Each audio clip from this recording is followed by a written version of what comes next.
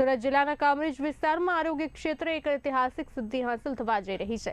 ગુજરાતભરમાં 21 શાખાઓ ધરાવતી પ્રતિષ્ઠિત સંસ્થા ઇન્ડિયન રેડ ક્રોસ સોસાયટી દ્વારા કામરેજના નવા ગામ ખાતે ₹6 કરોડના ખર્ચે અત્યાધુનિક બ્લડ બેંકનું નિર્માણ કાર્ય હાથ ધરાશે। નેશનલ હાઈવે 48 પર કામરેજથી ઉભેડ જતા સર્વિસ રોડ પાસે આવેલી સિદ્ધાર્થ લો કોલેજ નજીક બ્લોક નંબર 122 વાળી 1358 ચોરસ મીટર જમીન પર પ્રોજેક્ટની સરકારી મંજૂરી મળી ગઈ છે। Indian Red Cross Society Kamrej બ્રાન્ચના ચેરમેન હિતેશગીરી ગોસ્વામી અને તેમની ટીમ છેલ્લા 8 વર્ષથી આ પ્રોજેક્ટ માટે સતત પ્રયત્નશીલ હતી। જિલ્લા કલેક્ટર સૌરભ પારધી દ્વારા મેડિકલ હેતુ માટે જમીન ફાળવવામાં આવતા હવે આ આકાંક્ષા પૂર્ણ થઈ છે। નામ છે Hiteshgiri Goswami. Indian Red Cross Society Kamrej taluka બ્રાન્ચના ચેરમેન તરીકે મારી જવાબદારી છે।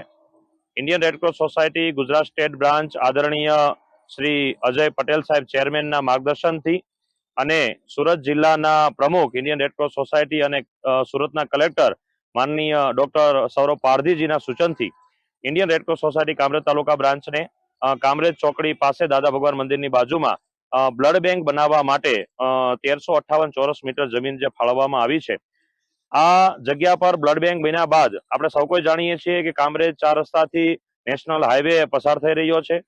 અવારનવાર અકસ્માતો આપણે જોઈ રહ્યા છીએ। અકસ્માતોમાં જે બ્લડની તાતી જરૂરિયાતો હોય અને બ્લડ લેવા માટે આપણે 15-20 કિલોમીટર સુધી સુરત જવું પડતું હોય, આને ધ્યાનમાં લઈ માનનીય કલેક્ટર શ્રી સુરત સાહેબ શ્રી દ્વારા 1358 ચોરસ મીટર જગ્યા દાદા ભગવાન મંદિર પાસે ફાળવવામાં આવી છે અને આવનારા સમયની અંદર લગભગ 1.5 વર્ષના સમયગાળામાં આ ભવન નિર્માણ થવાનું છે અને બ્લડ બેંક બનવાની છે। એટલે કામરેજની જનતા અને નેશનલ હાઈવે ઉપર થતા અકસ્માતોમાં તાત્કાલિક ધોરણે બ્લડ મળી રહે તે હેતુથી Indian Red Cross Society Kamrej taluka branch સૌના સહિયારા પ્રયાસથી દાતાઓના સાથ અને સહકારથી આ બ્લડ બેંકનું ભવન એ નિર્માણ થવા જઈ રહ્યું છે। વંદે માતરમ, ભારત માતા કી જય।